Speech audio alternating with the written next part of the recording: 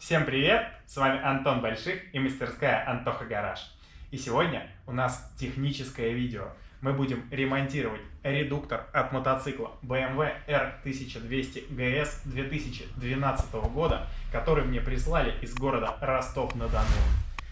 Проблема с редуктором в том, что человек увидел течь масла, а прислали его мне вообще в таком состоянии, что я не могу провернуть его за тормозной диск. То есть редуктор заклинен.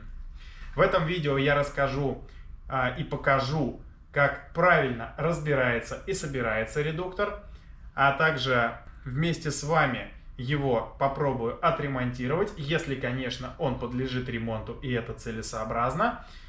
И расскажу о том, как это делать правильно, согласно основным всем заводским рекомендациям.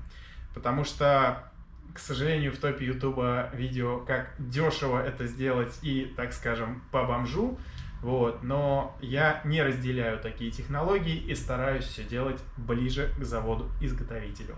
Тем более у нас в наличии на данный момент времени есть все запчасти оригинальные для того, чтобы это сделать. Со слов владельца, мотоцикл этот недавно приехал из Японии, и реальный пробег у него менее 15 тысяч километров. Тем не менее, когда мы смотрим вот на эту гайку и на эти шлицы, мы видим здесь довольно печальную картину. Типичный гусь. Полагаю, что заклинить мог даже хвостовик, потому что хвостовик даже не пытается двигаться, когда я пытаюсь крутить. И пальцами я здесь тоже никакого люфта ощутить не могу. Поэтому начнем разборку с хвостовика. Для начала погреем гайку горелкой, открутим ее. Здесь все сальники и подшипники 100% в этом редукторе пойдут под замену, поэтому особо сильно не напрягаемся.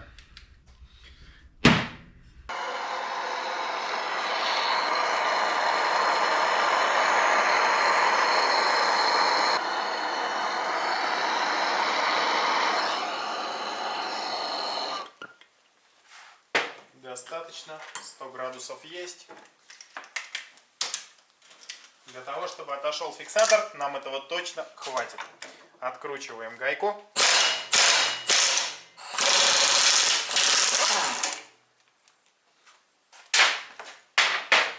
Откладываем ее в сторону.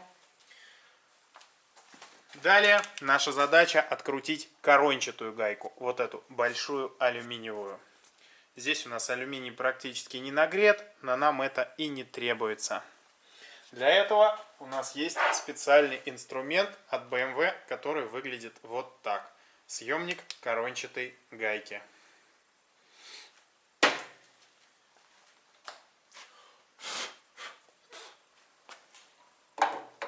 Он у нас четко встает в свое место.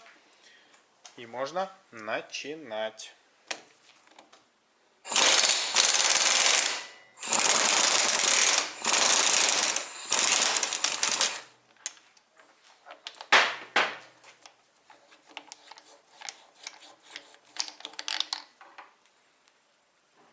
Так, пока мы здесь видим, что все сухое и ржавое.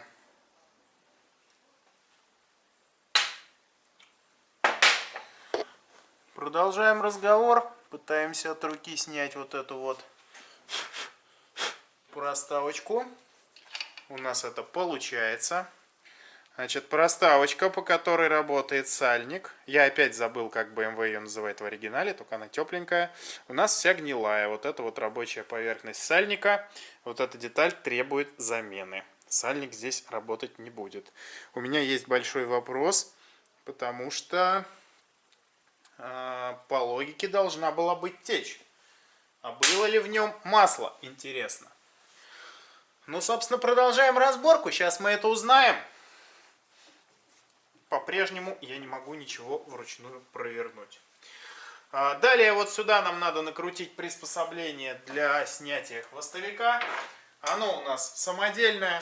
Оно сделано как обратный молоток с гайкой, соответствующей резьбой. Здесь какой-то простой метрический шаг.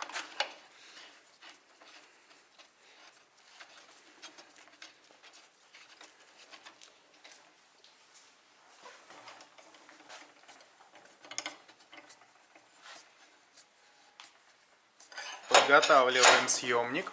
Теперь наша задача взять фен и немножко погреть корпус в районе посадки подшипника, который мы сейчас будем оттуда выбивать. Горелкой корпус мы уже не греем, потому что горелка испортит краску. И стараемся сильно с видовыми местами феном не усердствовать. Хотя от фена краски обычно все-таки ничего не бывает.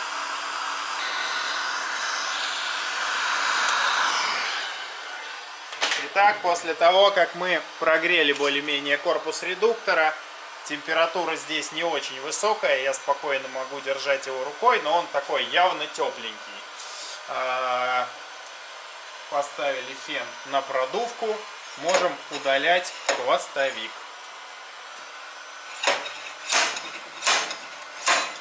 Он достаточно легко у нас выходит. Вот первая обойма подшипника, и что-то тут много ржавчины. Мне это не нравится.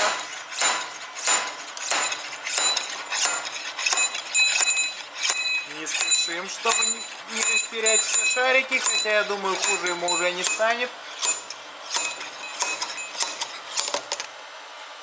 Так, и видим мы тут полный мрак. Кажется, в этом редукторе вместо масла была вода. Ой-ой. Подшипник, даже внутренняя обойма не крутится. Тут все приржавело к чертовой матери. Есть подозрение, что даже масло не проверили в редукторе перед тем, как начать ездить по России. Это очень печально, но теперь уже раз залезли, разберем его до конца. Так, фен, думаю, можно выключить. А потом будем уже принимать решение, что с ним делать. Но я боюсь, что с такой парой ездить он не будет.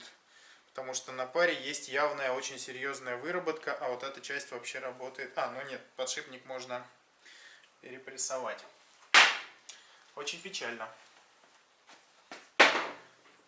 Итак, откручиваем эту деталь, хвостовик, отставляем ее в сторону, убираем съемник. Да, вот у нас вторая часть подшипник. Какой ужас. Да, такого откровенного прям я не видел еще. Кстати, да, не очень-то у нас тут что-то завращалось. Лучше практически не стало. Далее наша задача спрессовать фланец колеса. Даже если этот редуктор пойдет совсем на мусорку, то фланец колеса здесь стальной. Кто не в курсе, сначала компания BMW начала ставить фланец из алюминия. Проблема была с этими фланцами в том, что, во-первых, на них образовывались трещины в районе крепления тормозного диска, а также в районе колесных болтов. Фланец алюминиевый на всех мотоциклах компания BMW меняла по отзывной компании на стальной. И алюминиевых фланцев как бы полно, и они никому не нужны. Остальные фланцы это круто, и если у вас стоит алюминиевый фланец, его нужно менять на стальной. Попробуйте обратиться к дилеру, назвать ВИН, и скорее всего дилер вам сделает это бесплатно. Но проблема алюминиевого фланца не только в трещинах. Вторая проблема в том, что алюминиевый фланец плохо уплотнен между подшипником и фланцем. У стального туда подложили резиновое колечко, в общем, немного доработали эту систему. И с алюминиевым фланцем очень часто сгнивает посадочное место подшипника и начинает болтаться. Поэтому, к сожалению, алюминиевый фланец это зло, которое надо устранять. Ну а мы вернемся к нашему разбору. Наша задача номер 1 это снять вот это стопорное кольцо, далее установить съемник с проставкой и спрессовать фланец после его нагрева. Нагревать его надо до 150 градусов. Если хорошо нагреть, то слезет он достаточно легко. Значит, поехали. Берем подходящий съемник. Если все собрано правильно, то стопорное кольцо должно вот так вот достаточно легко сниматься и ни в коем случае не должно быть поджато. То есть оно со всех сторон легко одевается. Оно нужно чисто для страховки. Фланец должен держаться чисто за счет напрессовки на шлицы. У нас изготовлена вот такая вот проставка, которая четко сюда вставляется и не допускает никаких деформаций. То есть она равномерно при опрессовке давит на вал. Потому что я неоднократно видел, что валы были испорчены кривыми руками. Далее мы используем вот такой вот съемник, универсальный для ступиц. Вот у нас оригинальные болты для этого дела. Съемник у нас гидравлический, то есть внутри него небольшой гидроцилиндр, то есть здесь мы вращаем винт, который давит на цилиндр одним диаметром, там масло какое-то количество, и здесь другой диаметр. Очень хорошо это работает, удобно, при минимальных усилиях ты все это прекрасно выпрессовываешь. Значит, прикрутим сразу наш замечательный съемничек. Здесь в целом достаточно это сделать от руки, но равномерно, чтобы не было никаких перекосов. Любые перекосы очень сильно усложнят нам жизнь. Шайбы мы здесь не используем, потому что здесь нету особо никаких таких усилий, которые могут все испортить.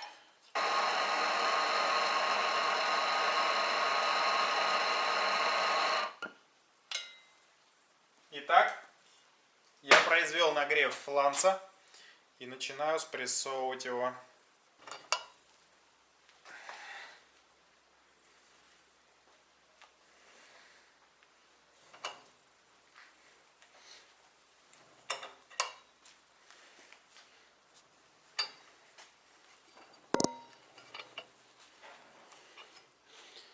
Так.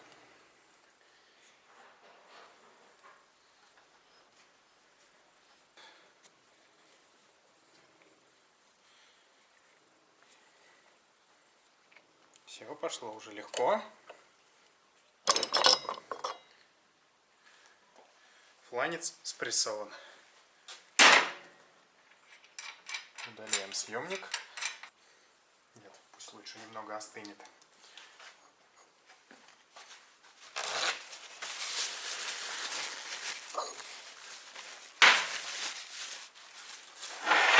Так, данное приспособление нам пока не требуется.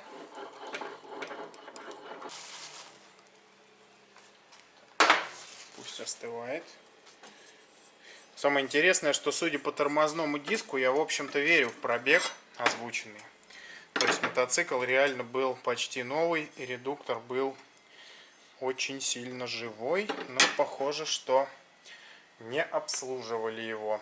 Но в любом случае фланец можно будет применить, даже если будет найден другой редуктор с алюминиевым фланцем.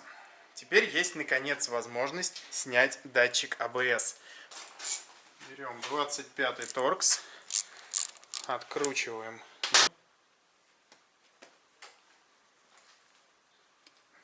Снимаем датчик АБС и видим на нем полный мрак. Примагниченная ржавчина.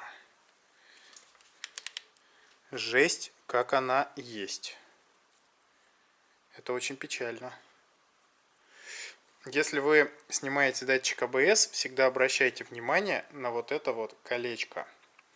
Потому что его наличие здесь очень важно. Очень важно его здесь не терять. И вот здесь вот, соответственно, есть резиночка, которую мы сейчас наденем на датчик, который вне зависимости от дальнейшей судьбы все-таки ценен.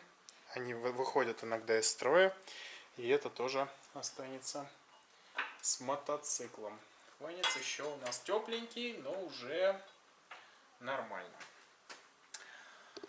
Все, а дальше нам необходимо открутить все вот эти вот болты, снять крышку.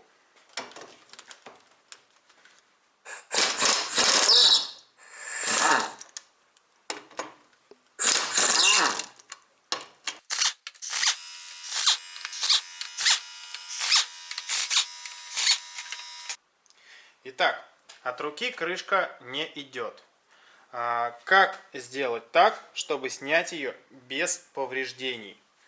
Мы все-таки, несмотря ни на что, придерживаемся технологии, чтобы у нас максимально, если какие-то запчасти можно отсюда использовать, чтобы они были использованы.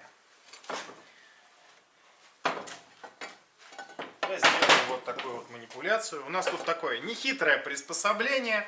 Редуктор закреплен через пару втулок, который в целом может сделать любой токарь. И в целом это все очень-очень жестко. Значит, по технологии BMW вот этот пыльник одноразовый и снимается методом сверления отверстия и вкручивания самореза. Но в целом его можно снять довольно аккуратно, что мы сейчас и сделаем таким вот примерно образом. Конечно, легче это сделать с наружной стороны, но там мы испортим краску, если это еще хоть как-то имеет значение. Под пыльником мы видим сальник, который удерживает все это от попадания масла. Также мы не можем это провернуть завал от руки.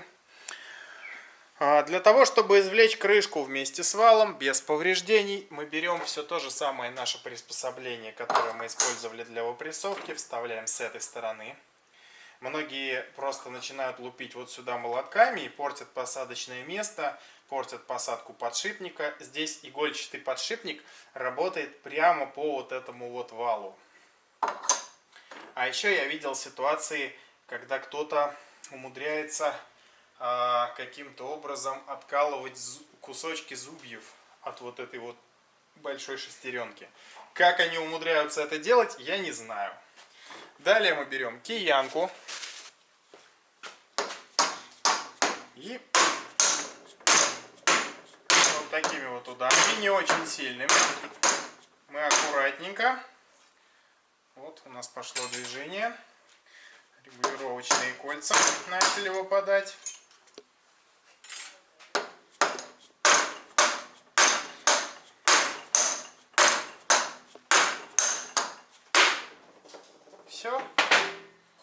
Все у нас аккуратненько вышло. И мы видим тут просто какой-то ужас. Подшипник у нас вклинен, но и не он один. Вот здесь вот ролики подшипника катались. Ой-ой-ой, тут все высыпается. Прямо совсем плохо. К сожалению, тут все совсем плохо. И посмотрите вот сюда.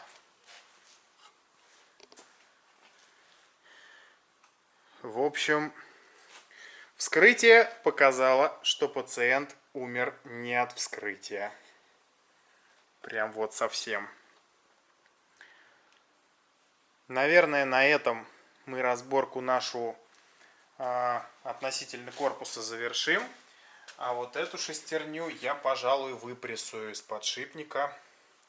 Ну, как минимум для того, чтобы вам показать, как это происходит. Итак, у нас имеется труба вот такого вот диаметра, которая удачно упирается во всю плоскость нашей крышки, которая отторцована на токарном станке, то есть плоскости у нее ровные. Это максимально уменьшает вероятность каких-либо повреждений. Далее мы берем всю ту же нашу обалденную приспособу, ставим это все в пресс и начинаем выпрессовку.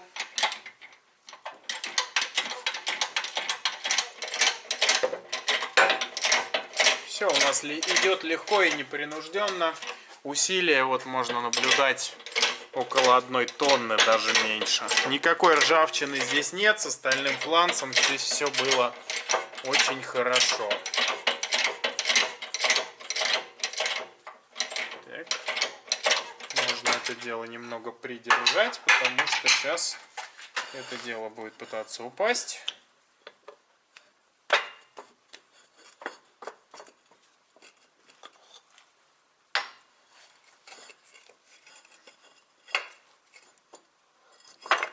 Буквально вот так вот аккуратненько снимаем от руки. Здесь у нас сальник, втулка И резиновое колечко, которое защищает посадочное место подшипника от попадания чего-либо с улицы. И вот такой ужас мы видим в подшипнике. Задумка такая, что подшипник здесь плавает у нас в масле. Но, к сожалению, больше он этого не делает. Ну и вот, собственно, наша пара. Вернемся, наверное, с этим вопросом на верстак. Итак, сегодня я показал вам неудавшийся ремонт редуктора. Ну, вернее, теперь уже не ремонт, а разборку и дефектовку.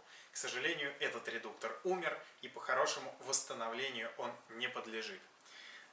Просто работать это не будет. Даже если оно покатается какое-то время, роликовому подшипнику просто не почему кататься, плоскость уничтожена, и зубья на самом деле тоже уничтожены. Пятно контакта выставить с таким износом зубьев будет невозможно, люфты все будут за заводскими допусками. К великому сожалению, я не продам на этот редуктор ремкомплект, который лежит у меня уже несколько лет. Я думал, что я убью 2 зайцев и сниму для вас классный контент, даже 3 зайцев. И отремонтирую человеку классный редуктор, и вам покажу классный ремонт. Но, к сожалению, все, как всегда, пошло не по плану.